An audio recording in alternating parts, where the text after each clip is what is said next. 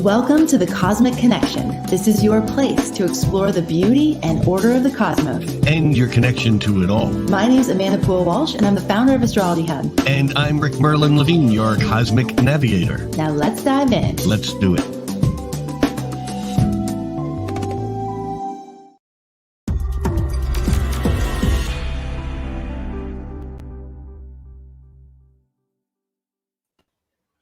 Well, hello there, astrology. Let's dive in. Let's dive in. Let's do it. It's so great to be here with all of you. We're getting a double dose of Rick this week, which is always really good news for all of us, and especially with the month we have ahead. So I'm really grateful that we're going to get to dive in with Rick here in just a minute. And if you're listening to this forecast and going, wow, I would love to learn astrology from this man. He's amazing, which I know a lot of people have this thought often. And if you haven't already taken our series that we co-produced together, of course, Rick is the teacher, the wizard behind it all. Go to astrologyhub.com/foundations1 or astrologyhub.com/Levine bundle, because we did a series of classes together. And if you would like Rick as your astrology teacher and mentor, and you're wanting to get a really solid foundation in astrological techniques and all the different angles of astrology, this is an amazing class for you. If you've already been studying astrology for a very long time, but you would like to go and fortify your knowledge and fill in gaps, and also get Rick's unique perspective, this is also an amazing series for you. You can do it class by class, or you can actually get a pretty significant discount by doing the whole bundle of classes. And it's all self-paced. So you just do it at your own leisure, at your own convenience. And what's going to happen is you're going to be tuning into these things like today, like the forecast and the weekly weathers, and you're going to start to really understand a lot more. Like as the astrologers are speaking, you're going to be like, wow, I get it now. That's not going over my head. So I don't know, Rick, if you wanted to add anything to that.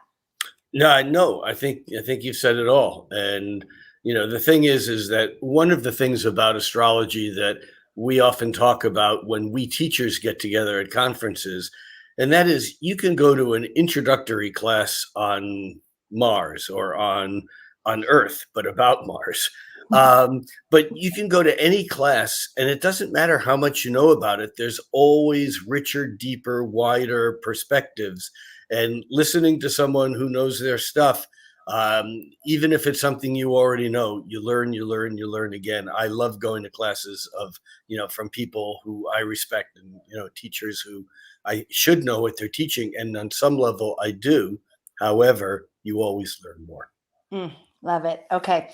So that is available at astrologyhub.com/foundation1 or astrologyhub.com/Levine bundle, Levine bundle. All right. So Rick, I know we have a big month, and actually this is a very unique time because I think you've already chosen the theme. Well, so I have, but you kind of forced me to take what I said, even though I wasn't completely.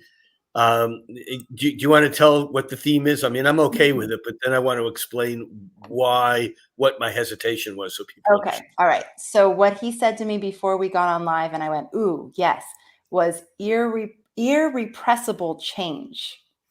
Okay, which I think sounds good, but tell us more. Well, change is change. Change can be for the better. Change can be for the worse. And at this moment, I'm not judging better or worse. Mm-hmm. I'm suggesting change. And of course, the planet of change is Uranus. And Uranus is an irrepressible urge to change. Uranus cannot be contained. I always think of once lightning starts to strike, no amount of Saturn is going to stop it. Because Saturn is the container. Saturn is the you can't. Saturn is the whoa, it's the stop sign. And once the atomic reaction, the nuclear reaction is started, that could be Uranus, You can't stop it halfway through. So that's why Uranus is considered to be an irrepressible force. However, the fact still remains that Saturn is an immutable wall. Saturn is is an immovable object. So what happens with Uranus and Saturn under intense conflict, as they are and will continue to be through September, even into October and November, and as they were all through 2021, but this month it heats back up again, and we have the planet of irrepressible change meeting the planet of immutable and immovable stability. So that's what's going on, and it's my sense that Uranus will ultimately be the victor here. That Saturn will not be able to contain it. And better for or worse, we'll just have to see how it plays out. But I think that July has largely set the stage, and as we move into August, the energy is going to pick up. And even though we're not quite in August yet, we're in August -3. Where is that today's date is August -3rd. Because we have the 29th, 30th, and 31st yet in front of us in July.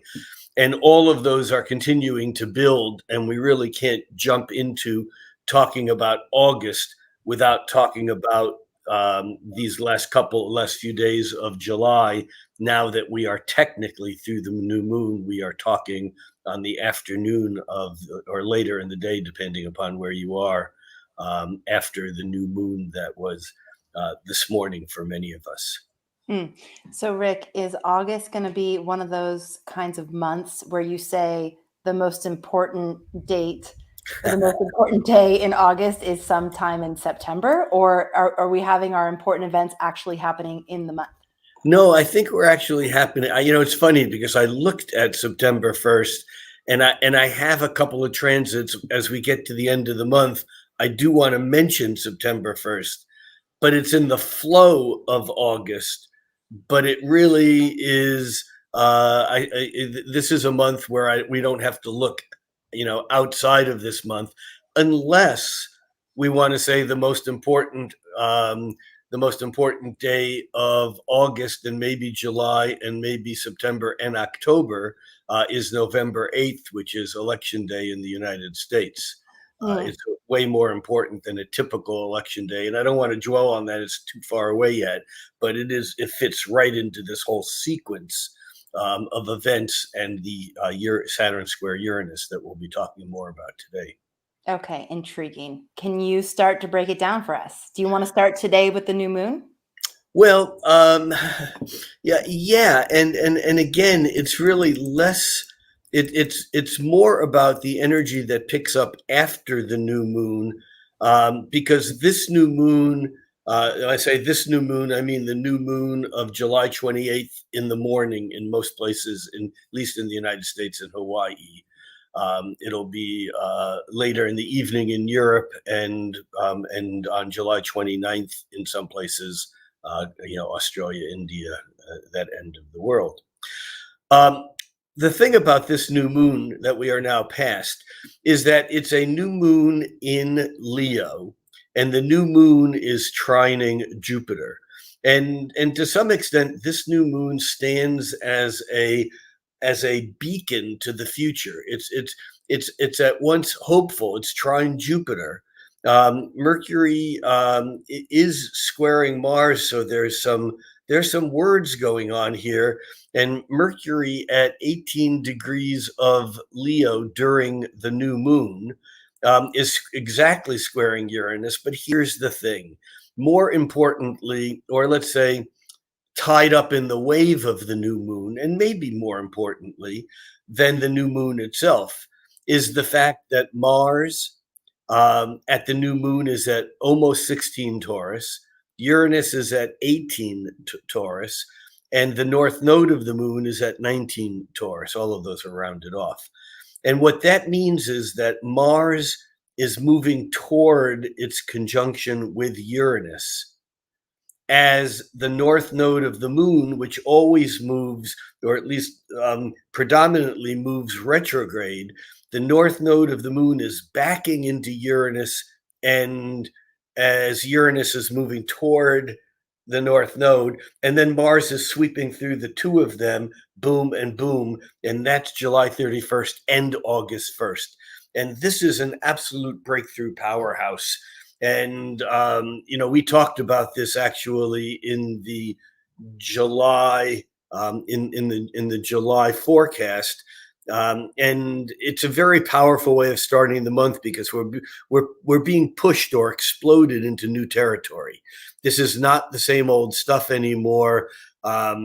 Uranus catches up with the nodal axis about every 7.5 years or so, which means it catches up with the north node because the nodal axis is halfway north node, south node. It catches up with the north node about every 15, 16 years. And to have Mars like lined up with Uranus as that's occurring basically is energizing, is fueling, is heating this up. This is a hot, and it can be hot and unexpectedly hot weather-wise, which it has been in many places already around the world this month. And this is an event, this Mars-Uranus North Node conjunction on August 1st. It's a strong enough event that we've felt it coming for weeks and will over the next few days. And on August 1st, July 31st and August 1st, when it reaches its culmination, it's very interesting because that August 1st actually falls on a Monday.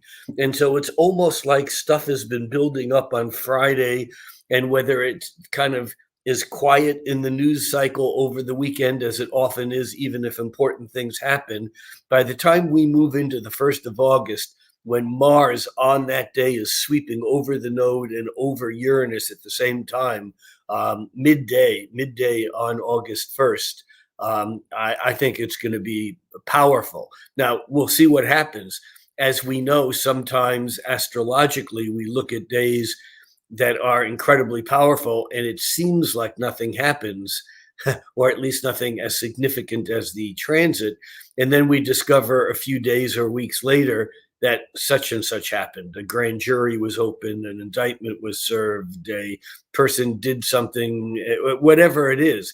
And again, although as I'm talking about this, I'm thinking global and US politics is in the back of my mind, we always have to remember that these things affect us individually, personally, in our place of business, in our home, in our relationships with our children, with our parents, with our spouses.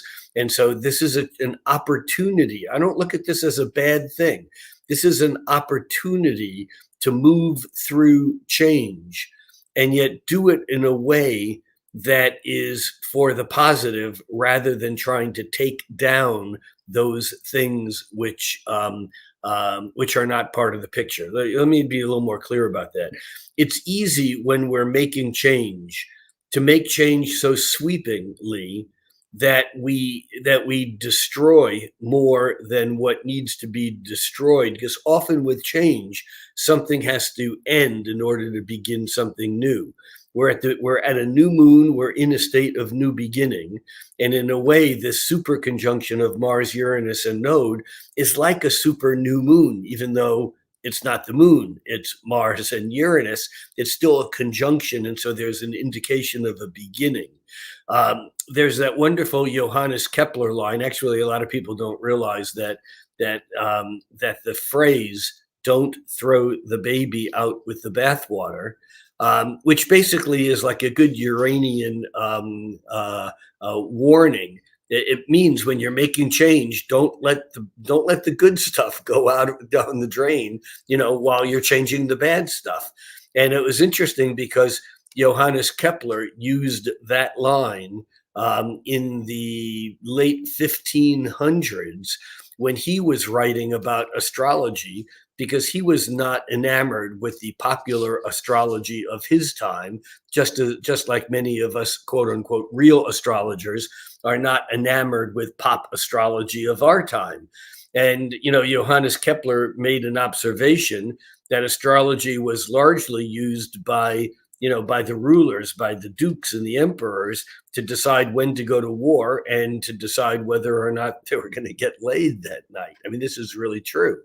And so Johannes Kepler said, as we kind of throw all that out and go toward a newer astrology, we have to be careful not to throw the baby out with the bathwater. A little bit long, contorted story there, but it's worth it, because what's going on right now holds that same potential as we're making these big changes. And we don't even realize yet how big they are. But we have to remember that we can focus on what needs to be changed and not necessarily drop everything out all at once. So that's the way the month opens, with a Mars conjunct Uranus. But here's the interesting thing, and that is now that Saturn, which has moved past the square to Uranus, that was 2021, has now turned retrograde and is moving back toward that exact square again, but it never makes it exact. It comes within a half of a degree. And right now, at the beginning of August, Uranus is at 18 3/4 degrees of Taurus, and Saturn is at about 22.5 degrees of Aquarius, meaning that these two planets are about 4 degrees apart. By the end of the month, they're 2 degrees apart. So this month, they're really pushing toward each other. And remember, Uranus is the planet of irrepressible change. It's revolution, it's shock, it's awe, it's surprise, it's breakthrough, it's genius. It can be destructive. In some ways, it can be matter of fact, the Mars Uranus together are to me like the Tower card in the Tarot. There is destruction, but the destruction is to allow for the growth of what's new. But Uranus is not the only player, because Saturn is still at a higher degree than Uranus, even as it retrogrades back to almost being square again, which means that things are going to hit hit Uranus and explode or break through, and then they're going to hit Saturn, and they're going to have to pull in and become stable enough to have some longevity. And that becomes the theme of the month. We open with Mars conjuncting or conjoining Uranus, but Mars squares Saturn on August 7th. And we'll see this with other planets as they make an aspect to Uranus and then make an aspect to Saturn, and how the time between the aspect to Uranus and Saturn gets closer and closer and closer together. The beginning of the month, it's August 1st to August 7th that Mars takes from going from the conjunction with Uranus to the square to Saturn, but by the end of the month, the moon is making a conjunction and a square to Uranus and Saturn within a few hours of one another. So the timing of the connection of these speeds up, which brings that energy closer and closer together. I think the whole dance of 2021, the old versus the new, the conservative versus the progressive, the hold on or go back to the past versus the breakthrough and go into the future. This is what we're seeing all over again. It'll be like, like they do an instant replay and a review. And in a way, I think that beginning in July, but August, September, and October, that becomes the theme.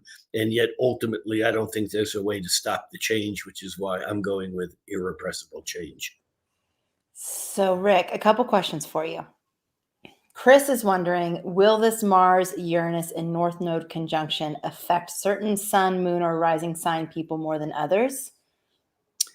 Theoretically, yes. And I say theoretically because, to quote someone who no one knows who it is, but someone did say this, not me. In theory and practice are the same. In theory, theory and practice are the same, but in practice, they're not. Mm. Now, in theory, this should theoretically impact people because the conjunction is occurring at 18 degrees of Taurus. If you have a planet at 16, 17, 18, 19, 20 degrees of Taurus, or those same degrees, 16 through 20 degrees or so of Scorpio, that's the opposition, or in fact at either of the other fixed signs, Leo or Aquarius, theoretically, this has your name on it. Now, there are many other things that can bring that into your individual chart. And there are certainly other aspects that are not as obvious if you have planets that are half square or a square and a half, or even a sextile or a quincunx.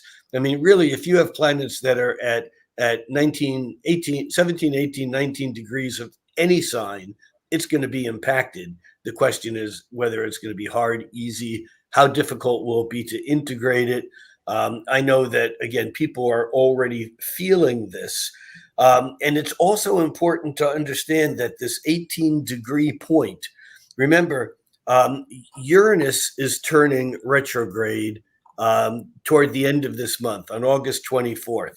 We've been following this retrograde, what shall we call it, fall, not meaning autumn, but each planet falling retrograde. All the planets, all the outer planets were direct through the spring. And then, beginning, I think, in June,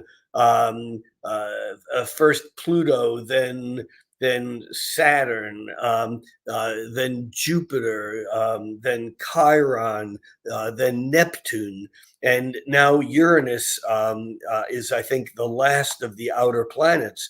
So when Uranus turns retrograde, all the outer planets will be retrograde, meaning Jupiter, Saturn, Uranus, Neptune, Pluto, and Chiron.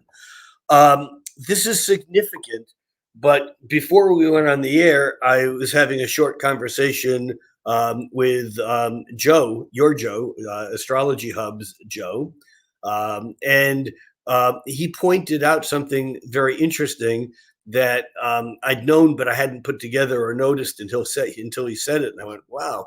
And that is that Uranus turns retrograde at 18 degrees of Taurus on August 24th.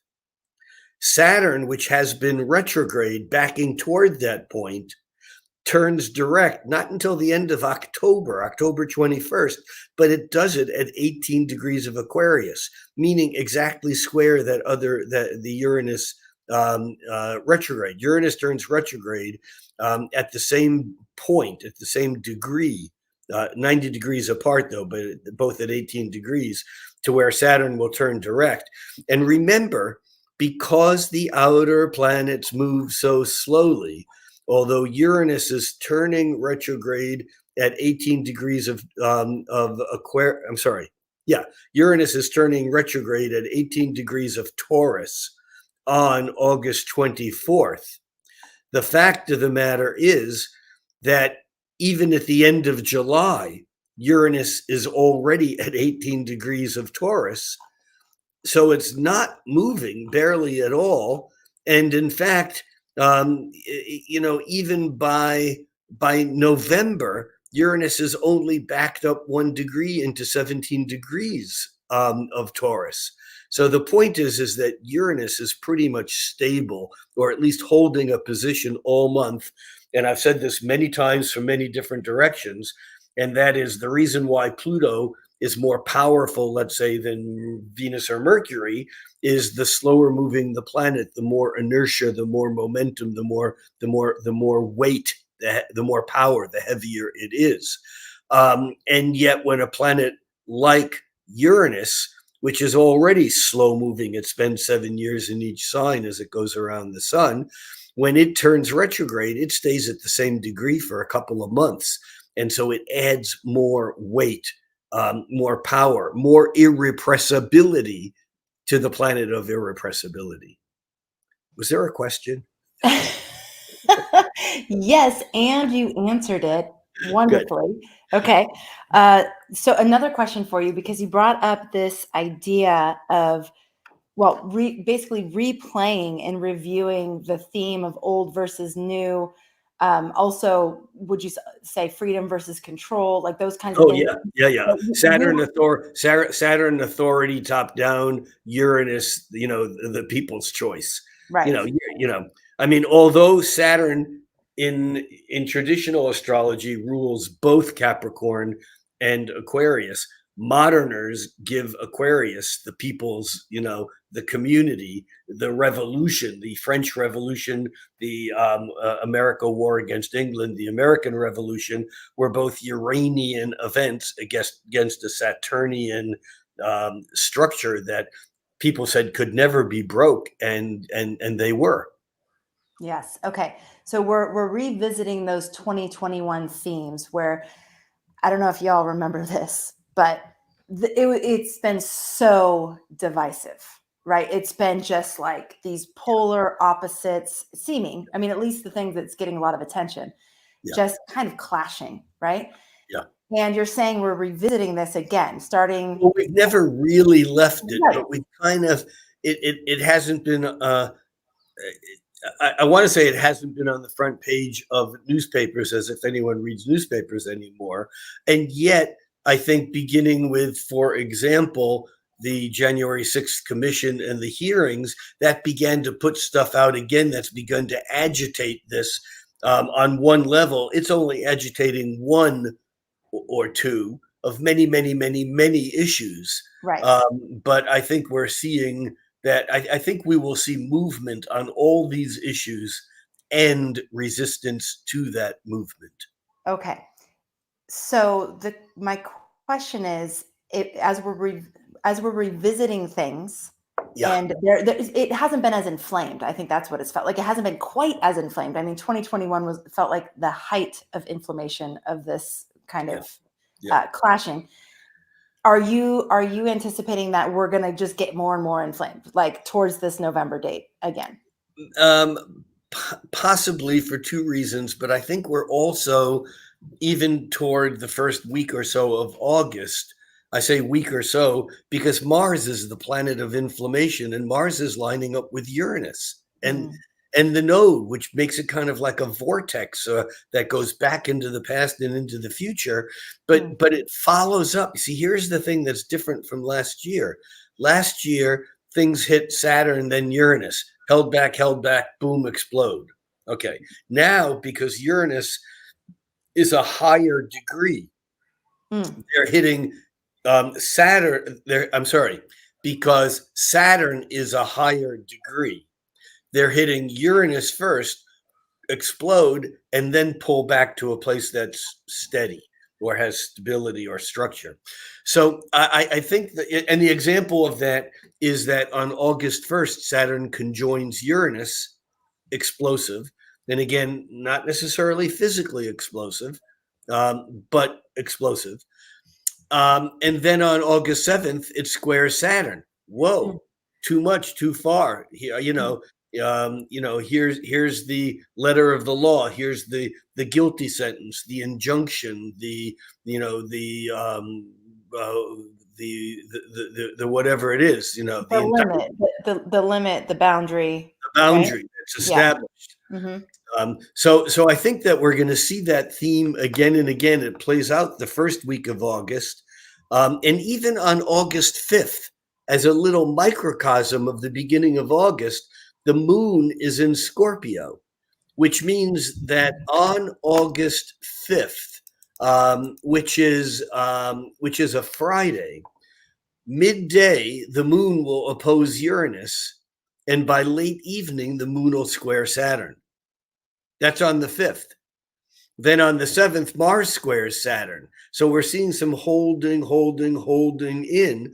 But then by August 11th, the sun is now squaring Uranus. Remember, the sun's moving through Leo. Leo's a fixed sign. Right now, the new moon was at 4 degrees, or a little bit later than that. The new moon was at 5 degrees of Leo, 5 degrees of Leo. And the sun moves about 1 degree a day, so that by August 11th, the sun will be at 18 degrees of Leo. Uranus is at 18 degrees of Taurus. The sun will square Uranus. Explosive. But then the sun will oppose Saturn when it reaches 21, 22 degrees of Leo, because remember, Saturn and Uranus now are only 3.5 degrees apart. So a few days later, 4 days later, 3 days later, the sun, which squared Uranus on August 11th, opposes Saturn on August 14th. Again, we have the breakthrough, and then we have the whoops, pull it back a little bit or a lot.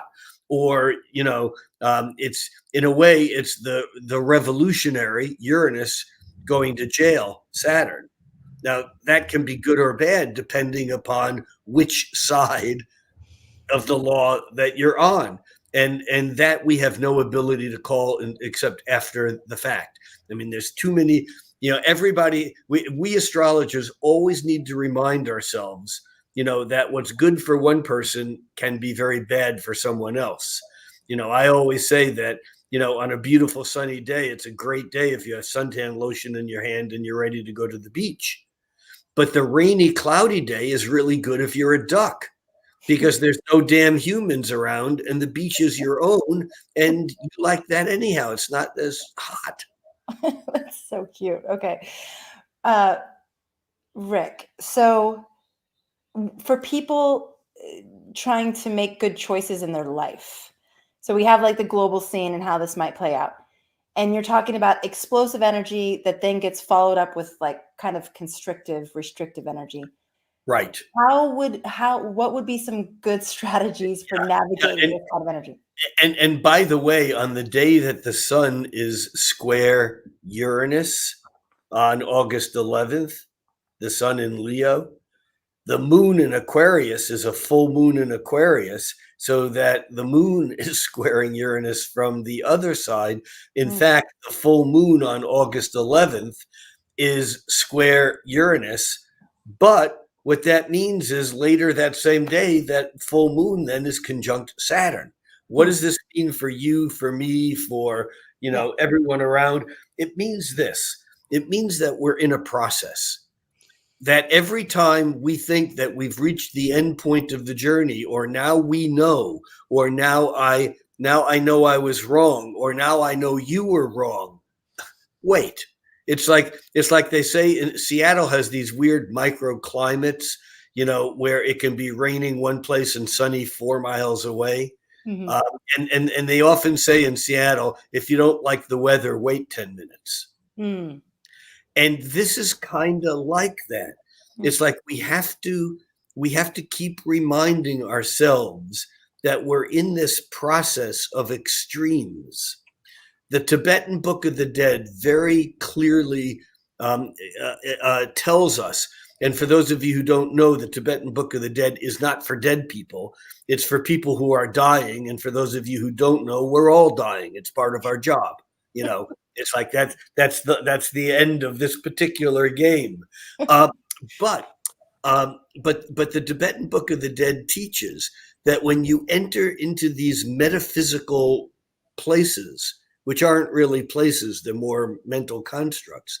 When you enter into these places that have wide swings of extreme emotion or attraction, desire, beauty, ecstasy, and then horror, fear, terror, good, bad, this is wonderful, I want this, oh no, now it turned into something, I don't want this at all. I thought I wanted it, now I don't. You push it away, and as soon as you start pushing it away, you go, well, maybe I do. And so we're in this process. And the Tibetan Book of the Dead expressly teaches, when something horrific comes towards you, don't push it away too hard. Because when you engage it, that will give it more strength to come at you even more. And if you're losing something that you think you love or that you want, or something falls through, or something happens that's bad, don't grab onto it and pull it in, because the more you pull it in, the harder it will naturally maintain its own stuff and pull away. It's all a show. Now, that doesn't mean we shouldn't have positions, points of view, that we shouldn't try to be compassionate and kind and aware. I mean, I think for me, those are the big three. There may be other things that are right up there. But as long as we maintain a level of compassion, a level of kindness, which may be very similar to compassion, and a level of awareness, and we engage from those points of view, we're part of the show. And the show is going to go on with us or without us. And, and to alter an old saying, it ain't over till it's over. And even then, it ain't over. It's like the never ending story. And I think that August is that, on steroids. It's like we will reach points in August where we'll go, see, I told you, I knew. And then a few days later, it's like, oh my God, I didn't know that. No, that can't be true. And we have a lot of denial, a lot of I call it voluntary ignorance. We humans are stupid because we choose to be stupid, because we know that if we know something, we can't go on doing what we were doing, which is either the way we learned or the easier thing to do. And this is true in relationships and family dynamics. It's true in how we attack things or do things at work. It's certainly true in global politics and in politics of control, but I think that part of what the background theme of August is, and again, I think the squares to Saturn and then the sun square Uranus at the full moon on August 11th, then Venus moves into Leo, and there's kind of after that full moon, there's like another round of we're ready to awaken, but then the sun opposes Saturn on August 14th. Boom, it's like getting our knuckles wrapped and we go, ow, I shouldn't have done that, and then the moon on August 14th moves into Aries. We get our knuckles wrapped in the morning, and in the afternoon, we've forgotten about it. We're already off into some other, troublemaking something, because that moon in Aries is wanting to act in the moment. And also on August 14th, Mars makes a trine to Pluto, which gives us a tremendous amount of power from very, very deep places. On the 15th, the moon still in Aries joins up with Jupiter. This is kind of like an expansive Sagittarian moment, and the sun makes a square and a half with Jupiter. The 15th is an opening, big day, wide open. By the 16th, the moon is back in Taurus, and things begin to close down a little bit. But by the 18th, Venus trines Jupiter, we're open again. It's almost like this breath that's happening on lots of different levels. On August 18th, the moon moving through Taurus lines up with Uranus. We know what that is. It may not be as powerful as Mars lining up with Uranus, because Mars moves slower than the moon. But the moon lining up with Uranus on the morning of the 18th, that's a Thursday morning. That morning, the moon lines up with Uranus, and there's some breakthrough. But by midday, the moon is squaring Saturn, and whoops, and we kind of, again, meet the authority. So we have that theme that goes back and forth and back and forth, and it's like we can't get out of it. By 19th, 20th, the 20th, Mars moves into Gemini, and now we're bouncing around again. We might feel a little bit freer. On the 21st, Mercury opposes Neptune. This gives us permission to dream and to make stuff up. And the moon is right in that mix that day.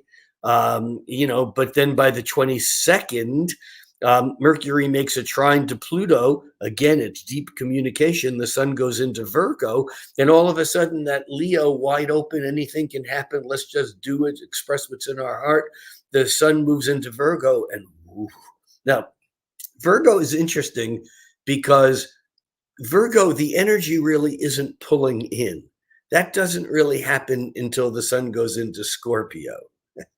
But when the sun goes into Libra, it's at that halfway point. It's been going out from Aries, Taurus, Gemini, Cancer, Leo. And at Virgo, the energy moving outward is moving so slowly, it's not really moving outward. The energy, the mathematics of the acceleration is that the acceleration has been negative. It stops. But it doesn't hold still until the sun reaches Libra. Everything's in perfect balance. That beautiful Indian summer day where the maple trees are red and orange and green and yellow and wow, but then the sun goes into Scorpio, the energy pulls in, it like sucks the energy out of every leaf, they turn brown and boom, they apparently die. But that's where the magic happens, because the magic happens in places that we can't see it. And the real magic that then starts in Scorpio, while the outward show is over, is the getting ready for the magic that then occurs back in Aries when the show starts all over. So the thing is that when the sun moves into Virgo, it might feel, this is back to school time, the end of August and on through the beginning of September. And when the sun moves into Virgo, it's often time to get to work. It's often time to do what we need to do to make use of what it is that has already gone down or what we've already done. And that occurs on August 22nd. And by August 24th, Uranus, which has barely been moving at all. I mean, again, Uranus, was at 18 degrees and 54 minutes on August 18th. And on August 24th, it's still at 18 degrees. It's 55 minutes, but it's barely moved 3/4 of a degree, in 2 weeks.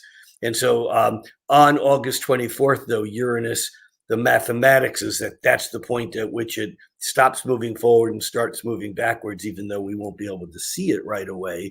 But that's now taking all that revolutionary, explosive energy, and it says, all right, we're not saying it's done. We're pulling in and we're getting ready for something that's in the future. It's no longer just being pilfered away and expressed on an outward level. And that's on the 24th. But on the 25th, the moon squares Uranus. The moon's now moving through Leo. Remember, a week ago, it was moving through Taurus. It was conjunct Uranus and square Saturn. Now, a week later, the moon is square Uranus and opposing Saturn. So you see this theme again and again and again throughout the entire month. Venus, here's another piece in all of this, that on August 26th, Venus also moving now through Leo, putting on the show. Love is out in the open. Venus moving through Leo squares Uranus on the 26th. The 26th is a Friday, and Venus at 18 degrees of Leo squares Uranus at 18 degrees of Taurus. That's on the 26th. 2 days later, on the 28th, Venus is at 20 degrees of Leo, and Saturn has retrograded back to 20 degrees of Leo. It's now less than 2 degrees away from being exactly square to Uranus. But again, we see the Venus thing now with the square to Uranus on the 26th. Is like, I like this. I want change. This is really cool. Things are really happening. It's this desire for upsetting the status quo to be something new and different, even in love. This is new and different and exciting. This is what I want. But by the time you get to the 28th and that Venus opposed Saturn, it's like reality, kind of comes whooping around and says, maybe that wasn't such a good idea. Maybe that was too much too fast. Maybe instead of wanting that, maybe take a half a step and kind of get this and see how that feels first. So again, this theme comes back again and again and again. And of course, the new moon is on August 27th, and that is a new moon in Virgo. That new moon in Virgo, interestingly enough, it's square Mars, so there's a bit of feisty energy attached to it, but it's not connected with the Saturn or Uranus. However, Venus is, because that new moon on the 27th is the day after Venus squares Uranus, explode, desire things that are new and different. And that's the 26th. And on the 28th, Venus opposes Saturn. Whoops, better keep things in check. put my crazy desires away and hold on to the status quo. And the new moon comes right smack in the middle of that.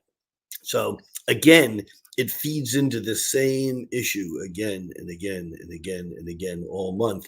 By the way, leading to on September 1st, we have the moon now moving through Scorpio. And when the moon moves through Scorpio on September 1st at 8 o'clock in the evening, 8 o'clock in the evening on September 1st, and September 1st is a Thursday. At 8 o'clock in the evening, the moon opposes Uranus, Scorpio to Taurus.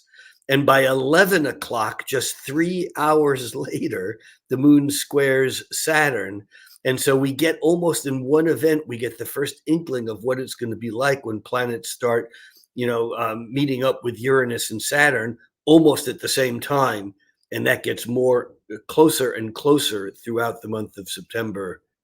So that's where we are going.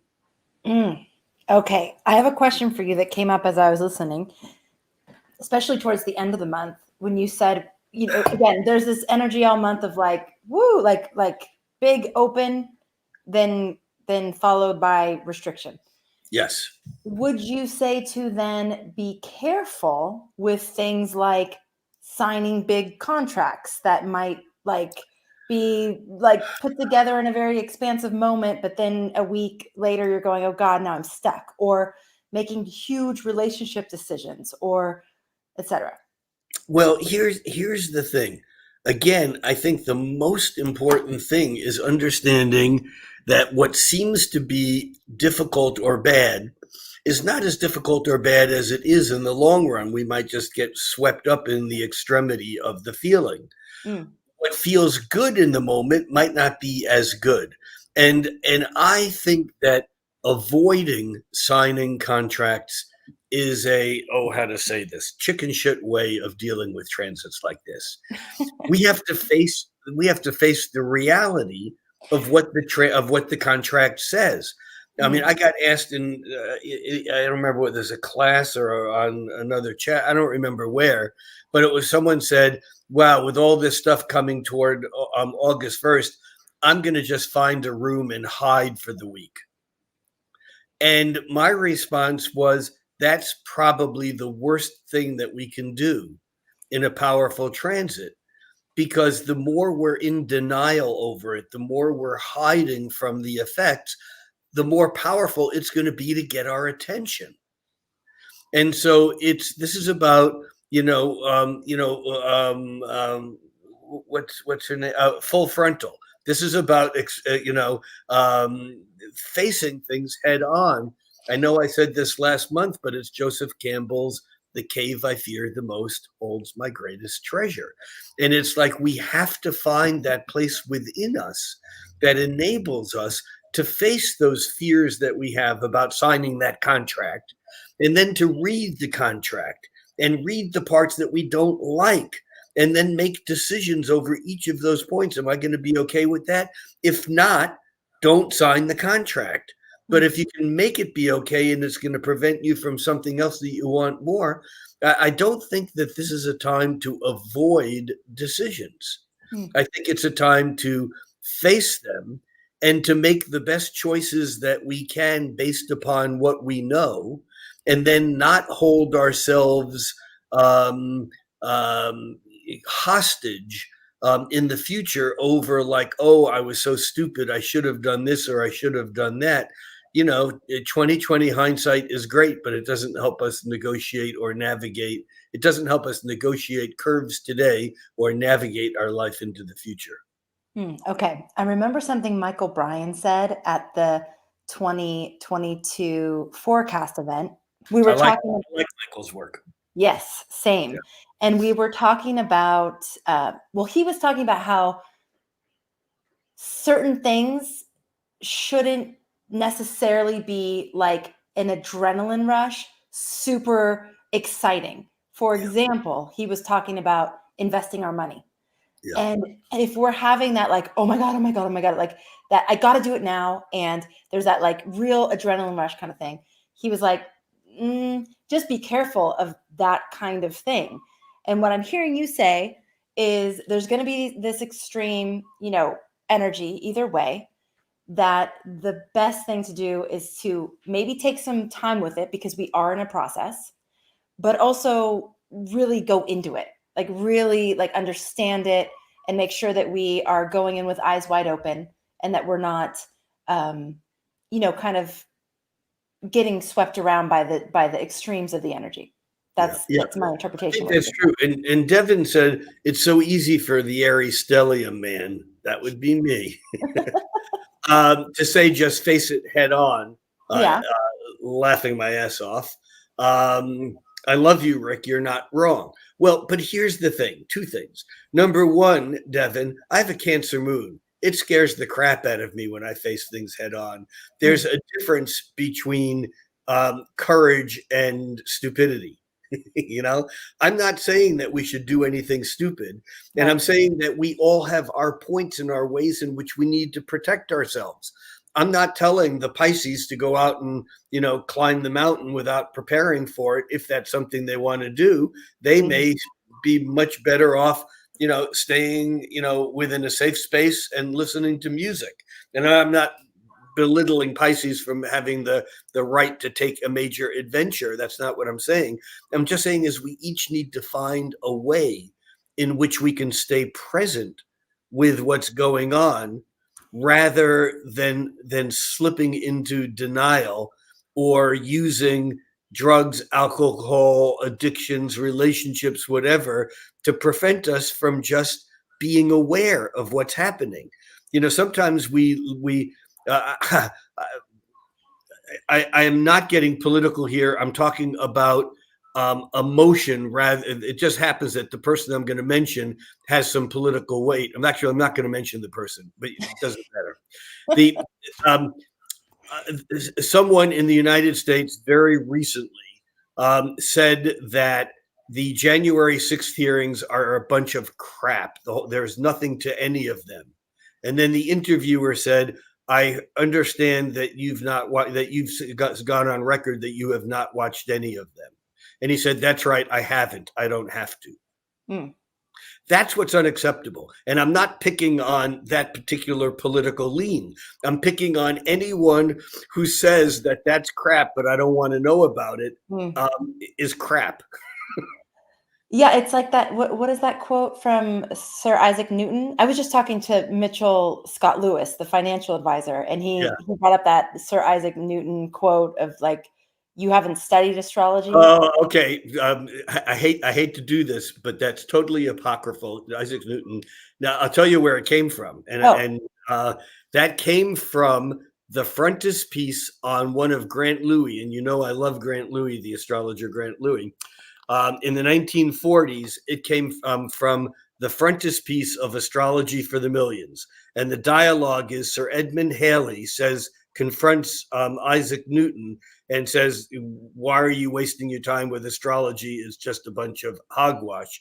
And Isaac Newton in that quote says, sir, I have studied the subject, you have not. Right. Unfortunately, he never said it. Oh, geez. Absolutely, for sure. I've dug on that one very, very deep. And in fact, Isaac Newton was not necessarily, Isaac Newton was a total freak when it came to biblical prophecy, alchemy, when it came to crazy biblical, I say crazy, I mean radical biblical interpretations, but he was not an astrologer.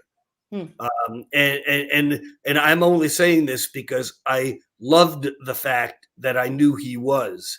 And so I went digging and learned that he wasn't. Well, it's kind of the same point that we're making, right? But it absolutely, the point though is exactly the same. Yeah. It's like, don't tell me that this is untrue if you don't know anything. Well, it's everyone who's basically ever said astrology is crap. Right. Sure. Yeah. I mean, I can't tell you how many people that I've given a list of books to, scientists, and said, before you and I ever have a discussion about whether astrology is crap or not, you need to tell me that you've read at least 1 or 2 or 3 of these 15 books. Mhm. And once you have, then you deserve the right to engage me in a dialogue. Until then, it's just a waste of my time. You don't know what you're talking about. Mhm. Okay. So, in summary, Yeah. Well, this is not a difficult one to right, summarize. I agree. And although it's, some people in the chat box are going, "Oh my God, I can't do this." This is life. It's not going to end. Let me put it differently. Every day, every week, every month, it ends for some people.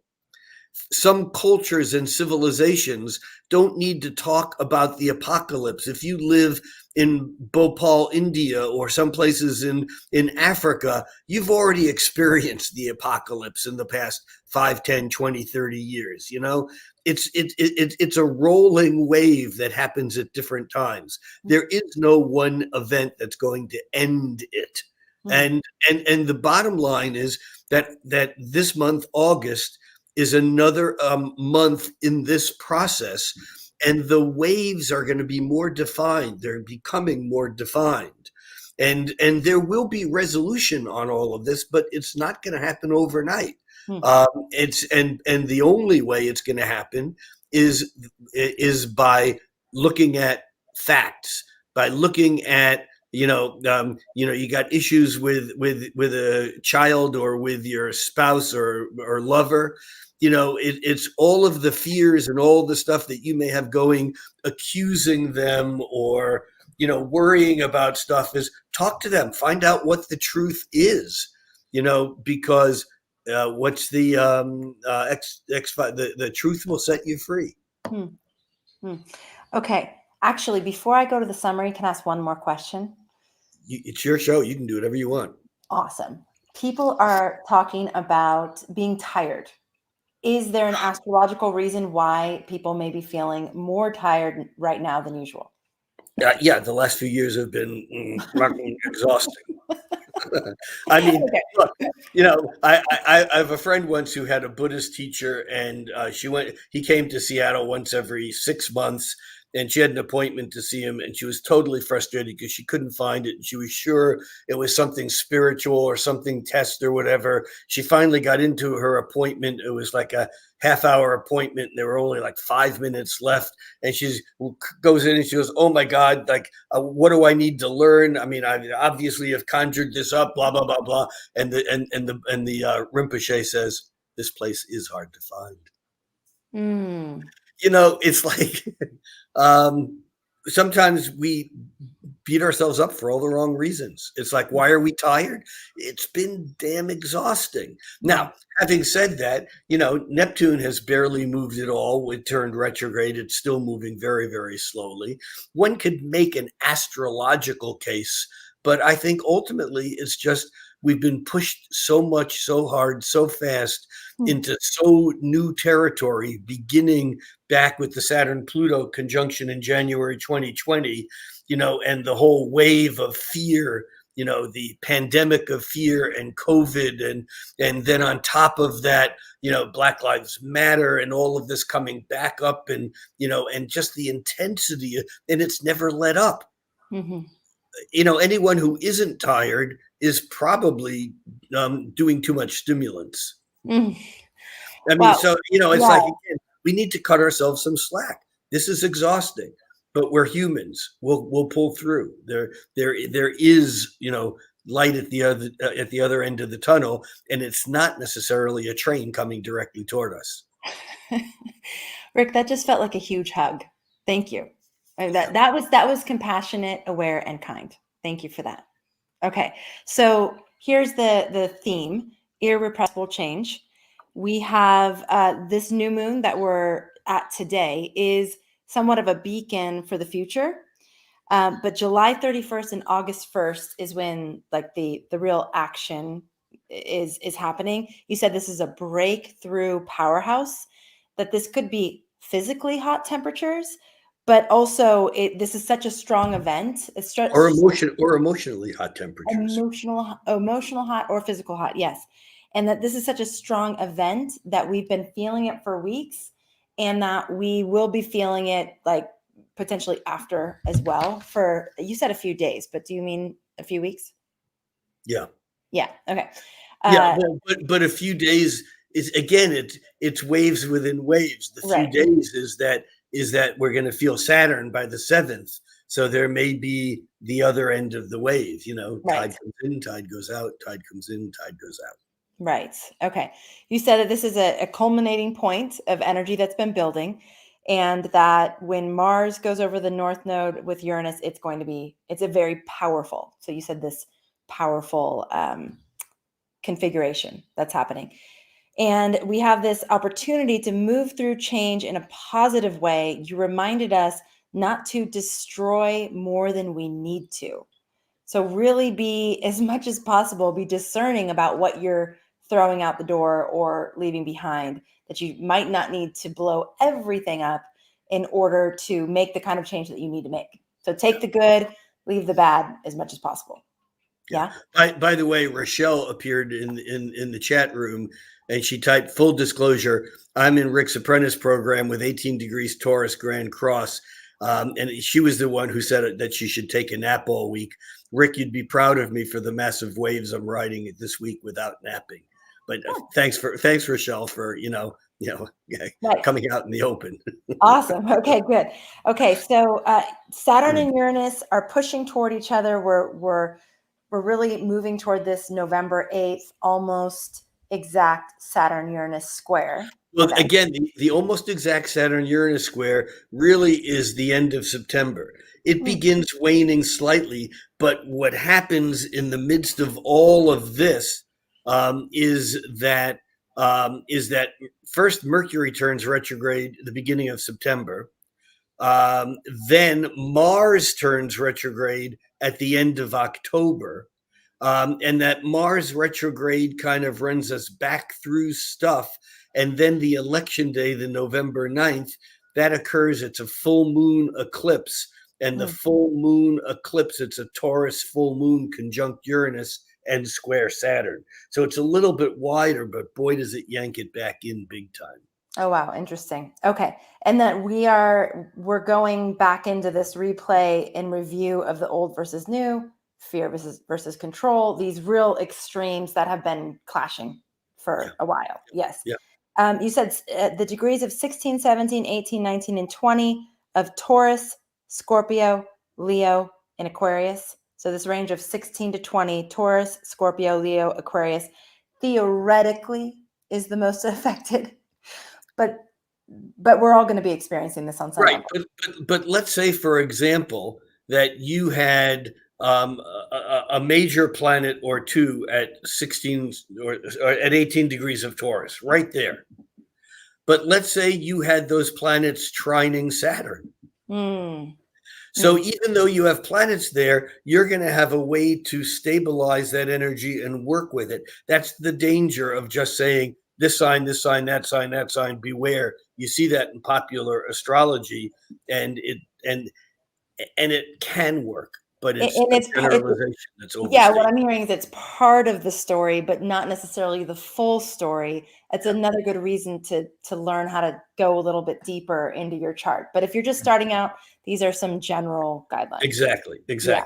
Okay, so Saturn all month. So this Uranian energy is going to be more of the like pushing forward change. But then all month we have these kind of Saturnian boundaries that come in after this more explosive energy. Yeah. You said we're in a process of extremes.